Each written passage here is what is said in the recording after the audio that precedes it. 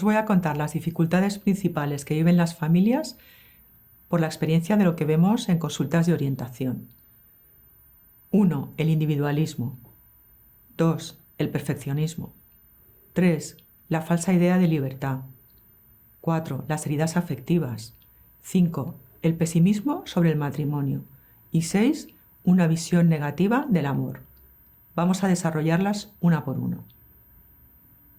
Las familias están muy solas, no solo porque la institución parece que no está de moda y tener una familia es luchar ya contra corriente. Nos recomiendan todo el rato que no establezcamos vínculos, que nos busquemos la vida por nosotros mismos y se nos cuela el modo competencia. Fijaros, por ejemplo, entre los estudiantes, mis apuntes fueron los más fotocopiados de mi clase y casi de todo el curso. Mis amigos me hicieron un regalo porque habían estudiado toda la carrera con mis apuntes. Ahora, los estudiantes no solo no se prestan los apuntes, sino que subrayan con un fluorescente que si te roban los apuntes sin permiso y los fotocopian, no podrán leer lo que está en tus apuntes. ¿Por qué? Porque el otro es un rival, porque si le va bien, me va a quitar el sitio que a mí me corresponde. Bueno, esta forma de funcionar, que ve al otro como un rival a batir o a ganar, y no como alguien con quien compartir, se nos está colando también en la forma en la que vivimos las relaciones. La soledad también viene por la dispersión geográfica.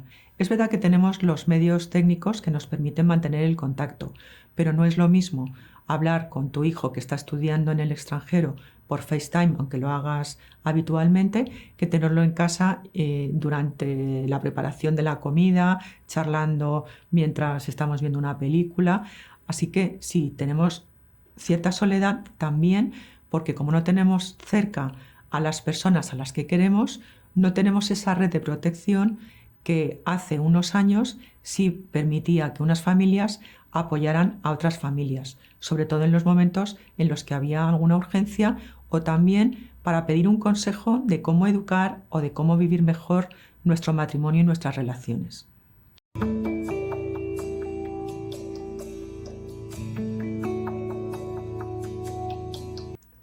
Vivimos muchas veces con una gran autoexigencia. Nos imponemos metas prácticamente imposibles de cumplir y esa exigencia se la hacemos también a los que nos rodean. Todo esto nos crea una gran inquietud en nuestras relaciones. Mirad, los modelos actuales nos piden que seamos grandes profesionales, la mejor esposa, la mejor madre, pero que eso pasa por ser además guapa, delgada, que todo esté ordenado, que todo sea perfecto. Es imposible, porque por definición, dado que somos personas, somos seres humanos y por tanto imperfectos. Hay cosas que son fundamentales. En esas cosas fundamentales que tienes que detectar y que serán pocas, hay todos los esfuerzos necesarios. Por favor, relájate tú y ya verás cómo relajar también la exigencia propia y la que pides a otros va a hacer que vivas más esponjada tú y todos los que te rodean. Así que viva la sana imperfección.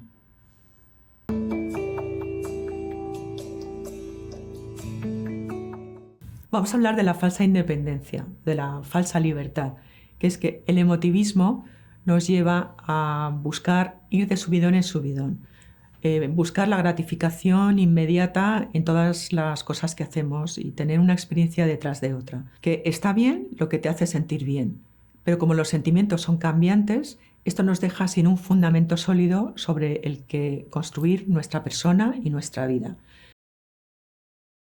Y hay muchas personas que no se deciden a iniciar una relación que pueda llegar a un compromiso porque quieren dejarse todas las puertas abiertas. Y si llega después alguien que me guste más, que me produzca más subidón, y por esperar a ese hipotético príncipe azul, dejan de fijarse en las personas reales y en las relaciones reales que podrían tener con las personas que tienen a su alrededor. Están viviendo en un y sí y están perdiendo el presente. Además, identificamos muchas veces la felicidad con la falta de dificultades. Por ejemplo, esto no lo hacemos en la vida profesional. Si tú en tu carrera profesional tienes clara una meta a la que quieres tender y tienes que trabajar para dar pasos para acercarte a esa meta, te parece que emplear tu tiempo, tus esfuerzos, no te quita libertad porque te está acercando hacia la meta a la que tú quieres llegar. Y sin embargo, en la vida personal nos parece que cuando hay dificultades es que las relaciones no funcionan y no nos damos cuenta de que muchas veces tiene que haber dificultades para que las relaciones vayan creciendo, para que vayan madurando. Así que felicidad no es sinónimo de falta de dificultad, sino de un camino en el que habrá momentos en los que nos sentiremos muy bien y muy gratificados emocionalmente y otros momentos en los que puede haber dificultad, no sentiremos esa emoción y esa gratificación, pero eso no quiere decir que nuestra relación no esté creciendo y no esté echando raíces que van a sostener luego los momentos de subidón afectivo.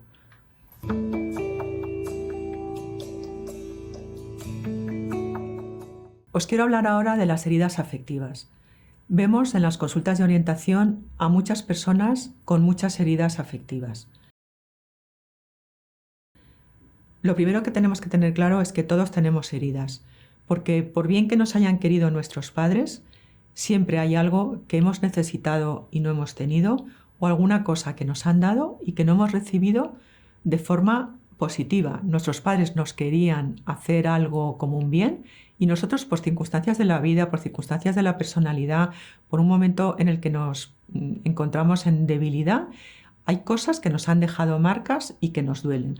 Hay muchas heridas producto de las rupturas de las familias, de los abandonos de los padres, pero también hay heridas causadas porque tenemos a muchas personas que están haciendo cosas que realmente no quieren hacer, por ejemplo, teniendo relaciones antes del matrimonio o aceptando relaciones en las que son controladas o incluso con ir contra tu propia conciencia y hacer cosas que tú realmente no quieres hacer por miedo a que no las quieran, a que no sean aceptadas en el grupo. Todo esto va causando heridas. Entonces es importante tener claro que en la valoración de las heridas afectivas no podemos comparar. Tal vez hay un hecho objetivo que a ti te ha producido una herida y a ti te duele la herida igual que a mí, cuando objetivamente lo que te ha causado tu herida es más grave que lo que me lo ha causado a mí. Pero a ti te duele 100 y a mí también me duele 100.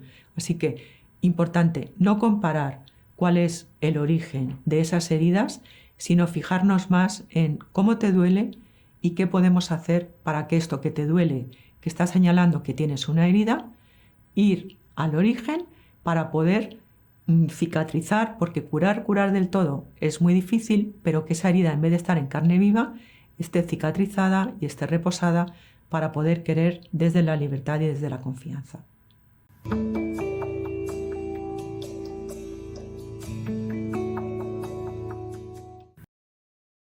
Algo que está influyendo muy negativamente en los novios y en los casados es el pesimismo sobre el matrimonio. Como tantos matrimonios se rompen, los novios piensan que no será posible un matrimonio para siempre y en los casados puede surgir la tentación de decir, ¿ves cómo no podía durar? Si tanta gente se rompe su matrimonio, el nuestro tampoco podía ser una excepción.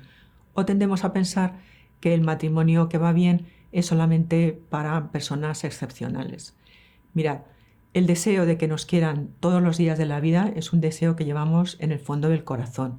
Y hablo del corazón no como los sentimientos, sino como el fondo de la persona. Bien, pues este deseo es el que uno vive cuando está realmente enamorado. Pero ¿será posible mantener en el tiempo una relación en el amor, en fidelidad y para todos los días?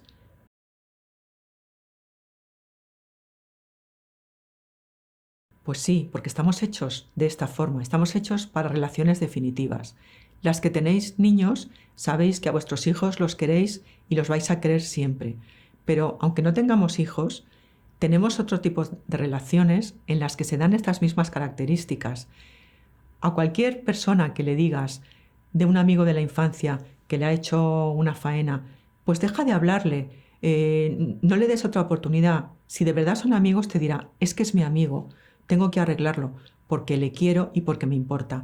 Bueno, pues estar ahí en los momentos buenos y en los malos, dar otra oportunidad, favorecer el perdón, compartir las alegrías y estar con el que te importa todos los días son las características de la amistad, y el matrimonio, como decía Pablo VI en Humane Vitae, es una amistad especial, un tipo especial de amistad. Pero mirad, con vuestros hijos, con los abuelos, con los amigos, estáis experimentando que sois perfectamente capaces de vivir relaciones para siempre. Así que por favor, desterrad el pesimismo, porque ese grito de nuestro corazón es que se puede vivir.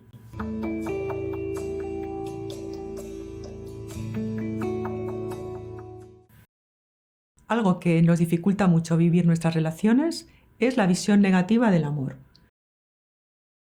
Si no hemos recibido una buena formación afectiva, tendemos a pensar que todo lo que tiene que ver con el amor, con la expresión física del amor, con la sexualidad, con las relaciones sexuales, es pecado, está mal.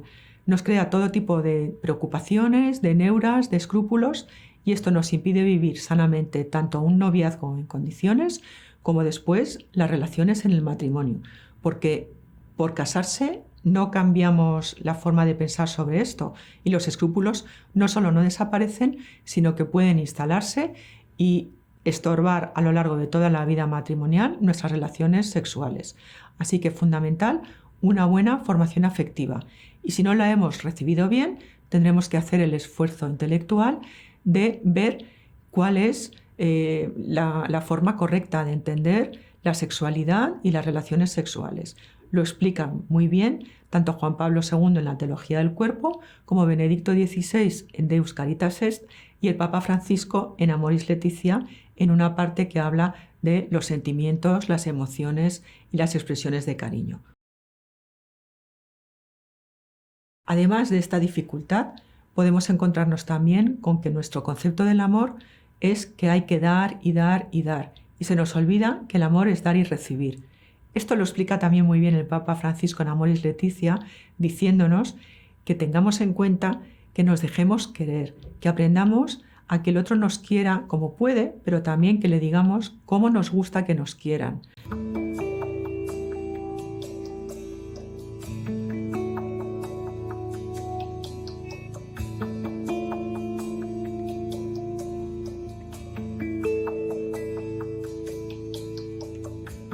Porque vemos en consulta a muchas personas, sobre todo mujeres, que vienen agotadas y que se nos han roto porque de tanto dar se han quedado vacías, porque hasta cierto punto no se dejan querer, y el amor que nos alimenta es un amor que va y viene.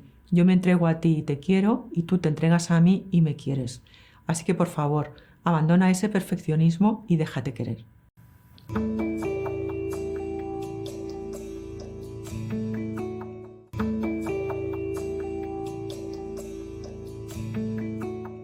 En esta segunda parte vamos a profundizar en el acompañamiento y veremos las distintas formas de acompañamiento que proponemos, que son orientación, mediación y sanación de heridas. Bueno, María, ¿y qué es acompañamiento? Pues acompañamiento no es hacer cosas, es estar con una persona, querer a esa persona, hacerse vulnerable poniéndose al lado de esta persona en el camino de la vida.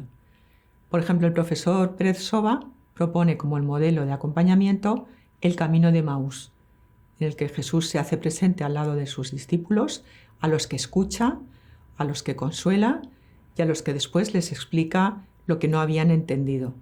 Pero no es hacer cosas, sino escuchar, ponerse a tiro, querer y hacerse vulnerable.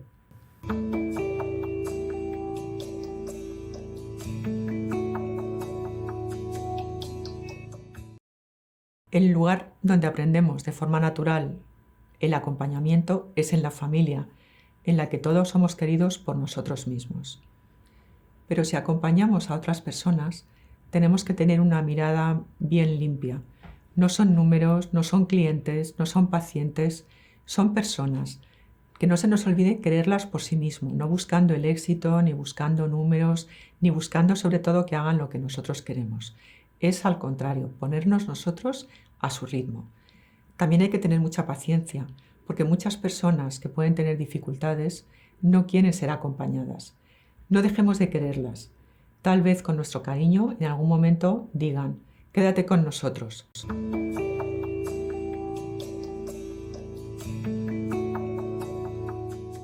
En el acompañamiento lo más importante es escuchar, pero no sabemos escuchar porque no es fácil. Os voy a compartir algunas claves para poder hacerlo mejor. Lo primero, escuchar, pero escuchar callados. Se nos hace muy difícil aguantarnos las ganas de intervenir cuando alguien nos está hablando.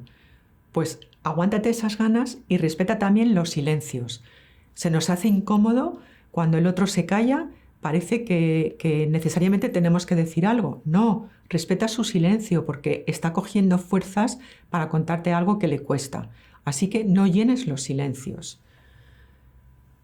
No le des un abrazo en mitad de la conversación, porque aunque a ti te parece que es una forma de expresar interés y cariño, también es una forma de pararle. Parece que la conversación está acabando. Desviamos el tema del que estábamos hablando con esas muestras de cariño. Así que si hay un contacto cariñoso, mejor que sea al final. No le des consejos. El que viene a hablar contigo quiere contarte lo que le pasa, pero no necesita que tú le digas, como hemos dicho antes, el acompañamiento no es decirle a alguien lo que tiene que hacer, es que le escuches, escúchales y no le digas sé lo que estás viviendo, porque como decíamos al principio, cada herida emocional es única para el que la está sufriendo. Entonces, en vez de decirle sé por lo que estás pasando, es mucho mejor que le digas no puedo imaginarme lo que estás pasando, no puedo imaginarme lo que esto supone para ti, no puedo saber el sufrimiento que esto te está produciendo, pero aquí estoy. Y finalmente, no debe haber ni juicio ni crítica. Imagínate que viene una chica a contarte que se siente muy mal porque ha estado acostándose con su novio pensando que así no le perdería. Y ahora que han roto, se siente utilizada, se siente humillada y además siente que ha hecho cosas que no quería hacer realmente. Ella ya sabe que esta herida viene provocada por consecuencias de decisiones que ha tomado y tal vez debía haber tomado otras decisiones distintas. Pero que tú le digas, ¿te das cuenta de lo que has hecho? Lo único que hace es meter el dedo en la herida y remover una herida. No estamos para remover las heridas, estamos para escuchar, para que eso salga, porque saliendo sin juicio ni crítica es la forma en la que esa herida podrá sanar.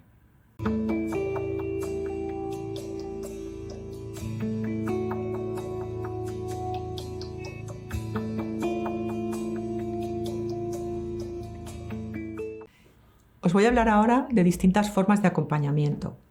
Un primer nivel educativo, un segundo nivel de asesoramiento y un tercer nivel más profundo de intervención técnica.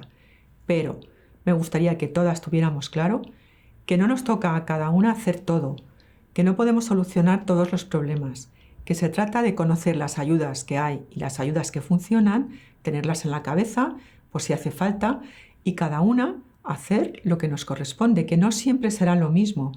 Puede haber épocas en las que te vas a dedicar más a fondo a acompañar a personas de fuera de tu familia y otras épocas en las que lo que te toca es cuidar mucho a los tuyos, a los de tu familia y solamente con saber que existen estas ayudas, poder hablar de ellas si alguna persona las necesita, ya estás ayudando muchísimo. Se trata de trabajar en colaboración. Esto es una red para dar a conocer ayudas que funcionan. Una de las primeras formas de acompañamiento es la orientación. ¿De qué estoy hablando cuando hablo de orientación? Pues de sesiones teóricas, por ejemplo, cursos de formación, charlas para novios, charlas para mejorar la comunicación en pareja, charlas de las distintas etapas de la familia, bueno, y charlas también de otros temas que no sean estrictamente familiares. Pero bueno, ciñéndonos al tema del matrimonio y la familia, las teóricas.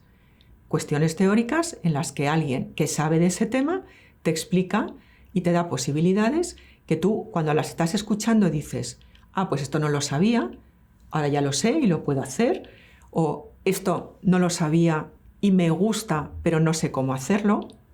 Bueno, pero lo tengo ya como algo en la cabeza, una meta hacia la que caminar. O también en esa exposición teórica puede haber algo que te remueva. Por eso yo no concibo las exposiciones teóricas sin posibilidad de hacer una consulta.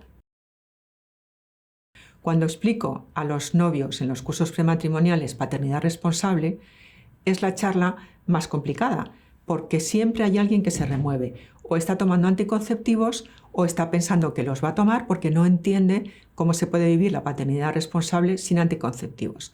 Bueno, pues si yo, que en ese caso soy el experto, les estoy dando una teórica, aunque procures explicarlo de la forma más clara y más práctica posible, no me parece bien irme sin que me puedan hacer preguntas en los dos casos. Uno, María, mira, es que yo no entendía por qué vivir la paternidad responsable sin anticonceptivos es mejor que con anticonceptivos. Con tu explicación lo he entendido, me gustaría vivir así. ¿Me ayudas? Es lo que te está diciendo realmente. Entonces, desde mi punto de vista, con la teórica tengo que ayudarle a que pueda vivir de esa forma nueva que yo le he propuesto y que le gusta más. Puede venir otra persona y decirme, pues no lo entiendo, pues esto me hace daño, pues ¿por qué yo no puedo tomar un anticonceptivo? He creado algo que le está haciendo daño. Yo no puedo dejar a esta persona con esa duda o con esa inquietud que le he creado. Tengo que darle también la posibilidad de poder hablar conmigo para despejar esas dudas. Y si yo no se las despejo, de poder ponerle en contacto con alguien que pueda ayudarle a solucionar esa inquietud que yo he creado.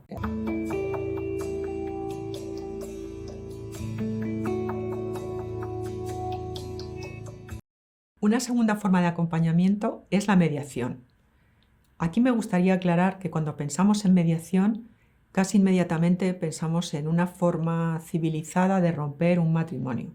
Bueno, en Coincidir, Mercedes Sonrubia y yo no vemos la mediación solamente como esta mediación de ruptura.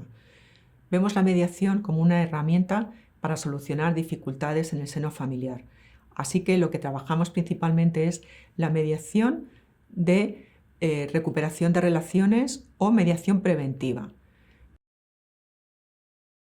Por ejemplo, en una relación matrimonial, nadie está hablando todavía de una separación o de un divorcio, pero vemos que nuestra relación nos cuesta, que se nos hace cuesta arriba, que a nuestro marido, a nuestra mujer, no le vemos con ojos de amor, sino que le estamos aguantando, que nos está enervando, que se nos hace cuesta arriba, que nos pesa nuestro matrimonio. Bueno, pues esto, a lo mejor no tenemos un problema de decir nos vamos a separar, pero vemos que si la línea sigue así descendente, al final podemos llegar a una separación, a una ruptura. Acudir a una mediación de resolución de problemas es una solución muy buena para decir, me pesa mi matrimonio, ¿qué puedo hacer? Y ahí, con ayuda de una persona preparada específicamente como mediación, con sus propias técnicas de mediación, descubres cuáles son las circunstancias que están llevándote a que tu matrimonio, en vez de ser vivido con gozo, te pese, para poner solución. Mediación de resolución de problemas, mucho antes de pensar en una ruptura. Hay dificultades que o no se pueden superar porque hay que contar con la libertad de las personas, uno de los dos no quiere solucionar lo que está pasando, o la convivencia está tan deteriorada que ya hemos decidido que vamos a llegar a una ruptura.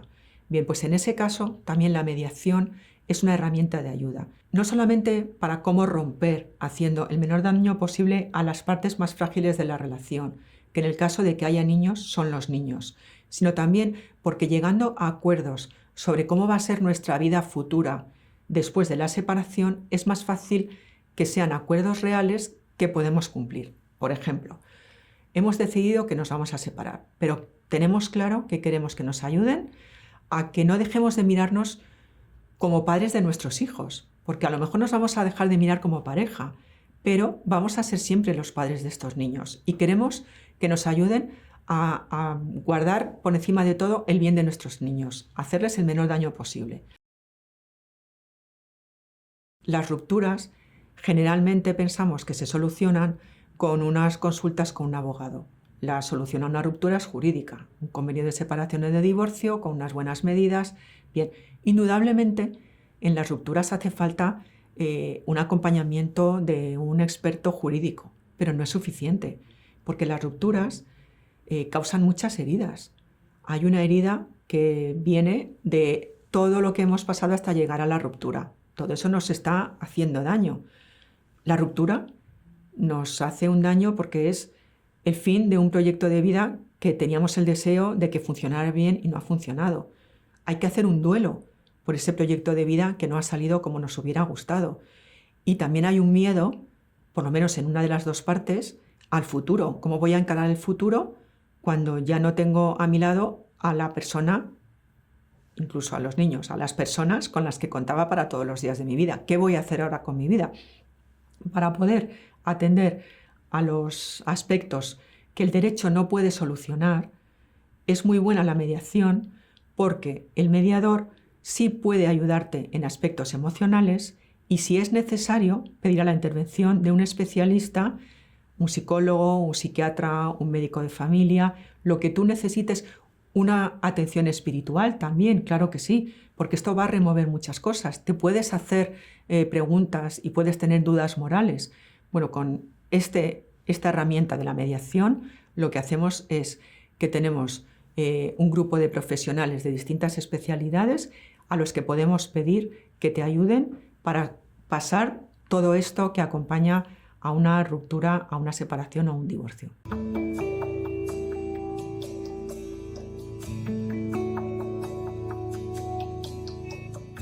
Hay una parte especial del acompañamiento dedicada a sanar heridas.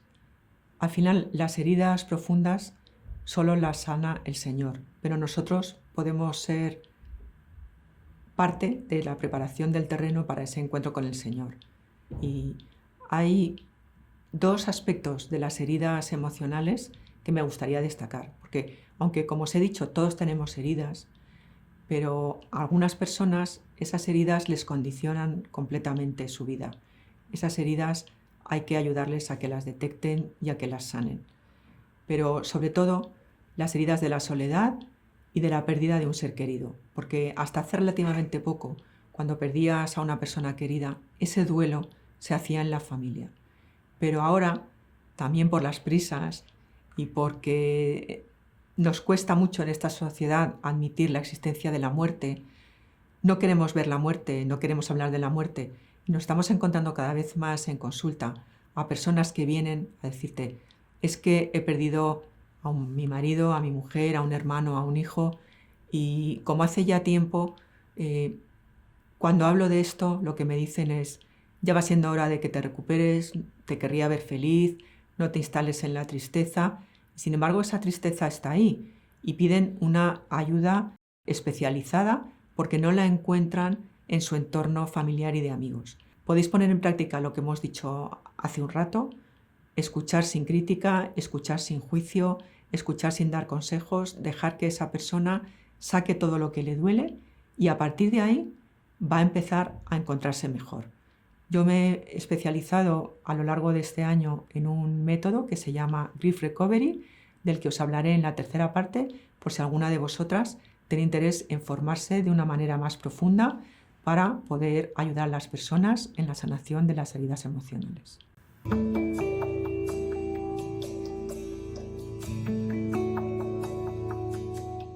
Os quiero hablar de la importancia de la formación afectiva, porque vemos a muchas personas que por no tener una buena formación en estos aspectos sufren y hacen sufrir a otros.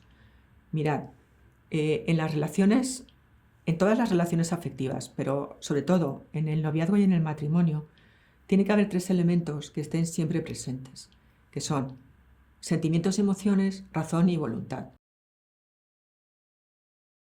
Por no querer caer en el emotivismo que hemos dicho antes, que es un peligro, hay personas que niegan los sentimientos y las emociones y se centran solamente en razón y voluntad. Pero esto es peligroso, porque si no te sientes a gusto con una persona, ¿cómo puedes tener una relación de amistad, de noviazgo y matrimonial con esta persona? Luego los sentimientos tienen que ocupar su lugar, el lugar adecuado en nuestras relaciones. En el extremo contrario, si nos vamos al emotivismo que hemos dicho, solamente es bueno lo que me hace sentir bien, se nos olvida que la razón y la voluntad también tienen algo que decir en las relaciones, porque una relación no puede ir adelante solamente a golpe de emociones. Necesita el concurso de la razón y de la voluntad. Por eso os propongo una buena formación afectiva. ¿Cuáles son los pasos que generalmente damos en este orden? Lo digo porque a veces puede ser en otro orden, cuando entablamos una relación de afecto con una persona. Pues lo primero es sentir una atracción hacia esa persona. Nos damos cuenta de que estamos a gusto juntos, emociones y sentimientos. Porque estamos a gusto juntos, vemos además si coincidimos o no en las cosas más importantes de la vida. Imaginaros una pareja de novios que están a gusto juntos, se gustan mucho y entonces empiezan a hablar y se empiezan a contar lo que para cada uno es importante, cuáles son sus ideas sobre la familia, sobre el trabajo, sobre los hijos, sobre lo que quiere hacer con su vida. Y ven que más o menos coinciden en lo fundamental y en lo que no coinciden, bueno, tampoco son cosas muy importantes. Seguirán adelante. Bien, eso ya es la razón, la que valora si seguir o no seguir adelante. Pero imaginaros que estos dos novios que se gustan mucho y que están muy a gusto juntos, empiezan a hablar y ven que su forma de ver las cosas más importantes es incompatible. La razón les llevará a decir, mira, si sigo con esta persona voy a tener muchísimos problemas porque no nos vamos a entender. Entonces la razón les llevará seguramente a dejar esta relación de noviazgo. Bueno, esto no solamente es para el noviazgo, porque si no se entiende bien que razón, voluntad y emociones tienen que estar presentes a lo largo de toda la vida amorosa y por tanto de toda la vida matrimonial, vamos a tener problemas porque generalmente se nos olvida la parte de las emociones. Tendemos a darle menos importancia y tiramos de razón y voluntad en nuestra vida matrimonial. Me explico. Nos hemos casado porque estamos muy a gusto juntos y porque además hemos visto que coincidimos en lo fundamental y nos hemos elegido para vivir en una unión en el amor todos los días de la vida. Habrá muchos momentos en los que experimentemos una gran felicidad en nuestra unión matrimonial. Bendito sea Dios. Esos días nadie necesita recordarte por qué te casaste, porque lo estás viviendo y no tienes ninguna duda de que esto estuvo muy bien. Pero habrá otras épocas, como en todos los aspectos de la vida, en los que el nivel de arder el corazón baja, el fuego del corazón se aplana un poco. En ese momento tenemos que tirar de razón y voluntad. Oye, María, tú ahora que no tienes el corazón tan caliente como lo solías tener, pero has decidido casarte con Luis, sabes que esto es bueno, entonces sigues adelante tirando de voluntad. Bien, pero esto no es suficiente, porque si hacemos esto durante mucho tiempo, nos vamos a romper también, porque como os decía antes, necesitamos querer y ser queridos. Entonces, en los momentos en los que el corazón parece que se enfría un poco, es muy bueno tirar de razón y voluntad, pero escuchar lo que nos está diciendo este corazón que se está enfriando para echar leña al fuego y volver a calentar el corazón, con la idea de recuperar el amor primero. Es volver al amor primero. ¿Cómo hacemos esto? Con gestos de cariño, porque echando gestos de cariño a esas brasas que se están enfriando, el fuego del amor se reaviva y lo vamos a sentir. Os digo esto porque si nos dedicamos solamente a tirar de razón y voluntad, nos vamos a romper porque necesitamos el calor del corazón para estar a gusto con una persona. Por eso es tan importante una sana educación afectiva que nos explique la importancia de los tres elementos: sentimientos y emociones, razón y voluntad. Así que os voy a proponer algunos programas formativos que son de absoluta confianza y que creo que os pueden gustar y ayudar mucho a vosotras mismas para entenderos bien y vivir mejor vuestros afectos, y desde luego a los jóvenes, a vuestros hijos, a vuestros alumnos, a todas las personas a las que acompañáis.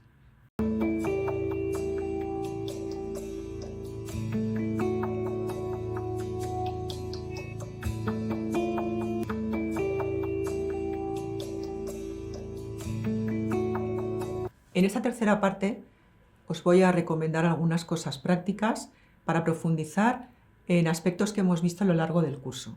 Estas novelas me han gustado. Sobre la adolescencia, los incomprendidos los adolescentes, pero también los padres. Es una novela que me ha gustado porque el mensaje es de esperanza.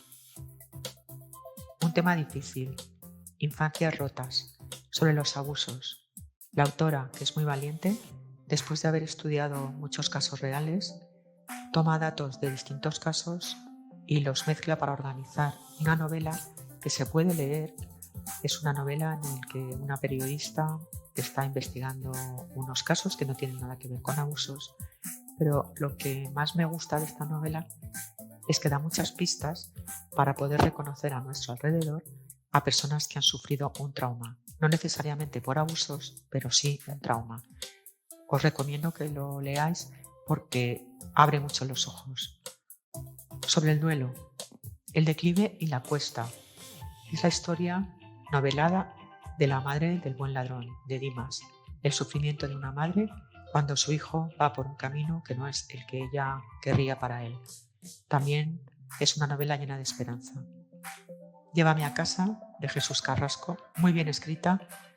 Las relaciones de un hijo que vuelve a casa y se encuentra con su madre que acaba de quedarse viuda. Cómo nos cuesta afrontar el dolor de los demás, pero está, ya os digo, muy bien escrita. Y de Kate Morton, aunque es más ligera, pero me ha gustado mucho cómo aborda el duelo, de la necesidad de conocer nuestra historia familiar y las heridas familiares para poder elaborar bien nuestra identidad. La recomiendo. En Dificultades y rupturas, La mediadora me gustó, aunque le falta un algo, pero bueno, creo que se puede leer. Y Será porque te amo me gustó mucho, porque el autor consigue explicar las mismas cosas en distintos capítulos desde el punto de vista del marido y desde el punto de vista de la mujer. Y es muy interesante ver cómo las mismas escenas cambian en el discurso y en el relato según quien lo cuente. Sobre el noviazgo, La librería del Dr. Livingstone es una novela ligera, pero que me gustó mucho y es fácil de leer. Me debes un beso y Por donde entra la luz, las dos de Lucía Martínez Alcalde.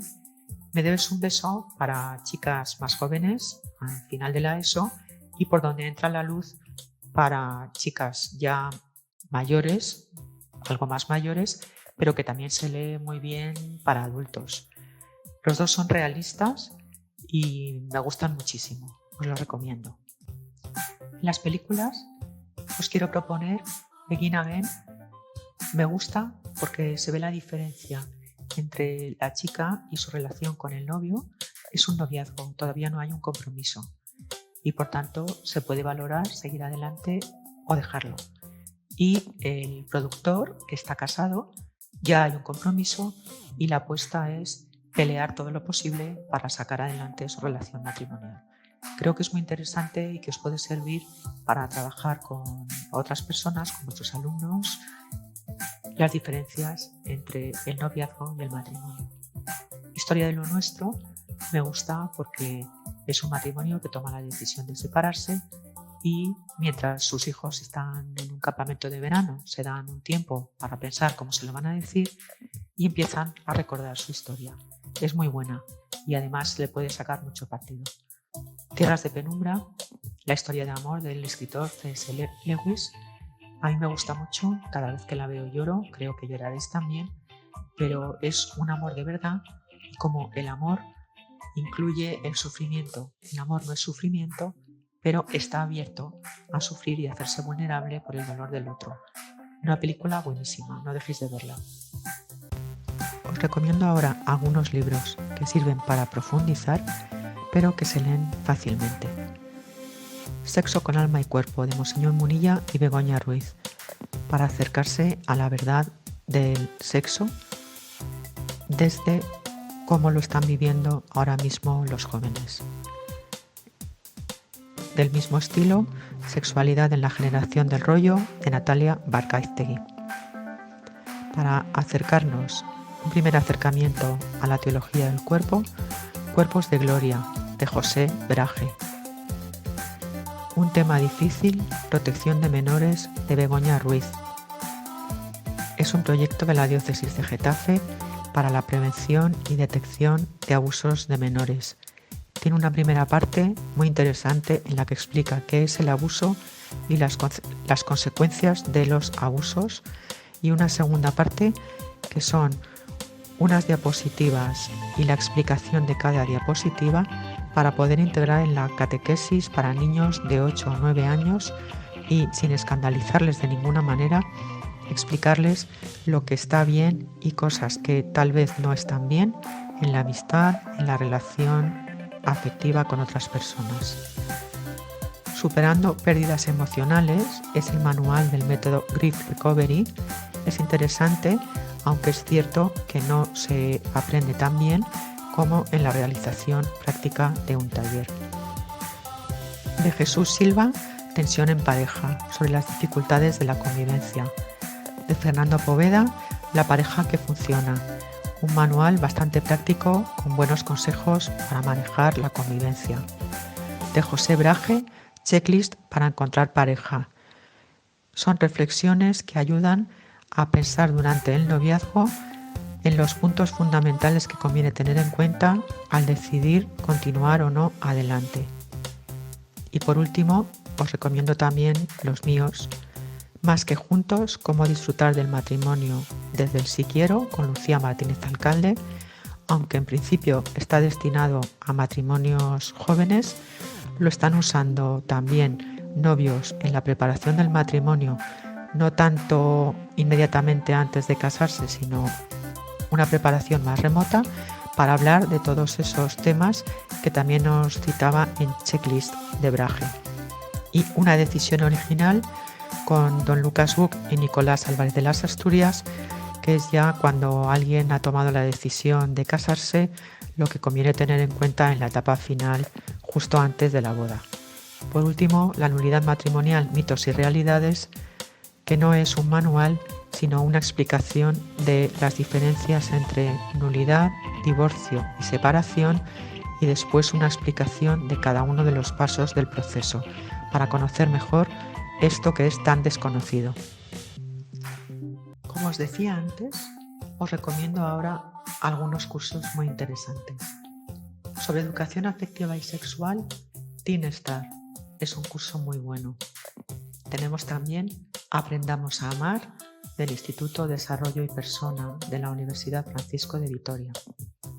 Además de una buenísima formación afectivo-sexual con talleres para primaria, secundaria, bachillerato, universitarios, novios y matrimonios, tienen también cursos sobre teología del cuerpo, adolescencia, prevención del suicidio, y en octubre de 2023 empiezan un máster de matrimonio y familia con el CEU y el Arzobispo de Burgos.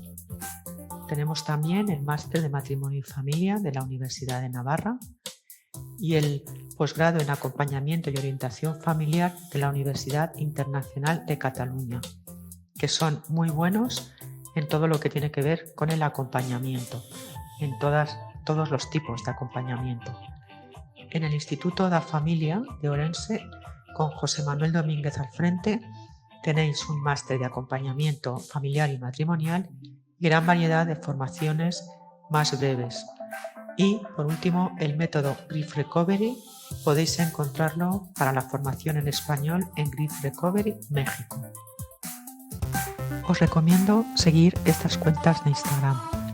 Del equipo Coincidir, Mercedes Sonrubia con sus historias de matrimonios. José Iribas, abogado y mediador, que es nuestro hombre en Pamplona, es Coincidir Pamplona. Lucía Martínez Alcalde, sobre noviazgo y matrimonio. Joaquín de Irala, que acaba de abrir su cuenta en Instagram, interesantísima, sobre afectividad. Eva Corujo, el conocimiento de la fertilidad. Cristina López del Burgo, cómo abordar la infertilidad. José Belmonte Aguilar, el duelo y las heridas emocionales. Y os dejo también la mía. Llegamos al final. De todo lo que os he dicho, quedaros con lo que os sirva y lo que os ayude a ayudar a otras personas. Hasta pronto.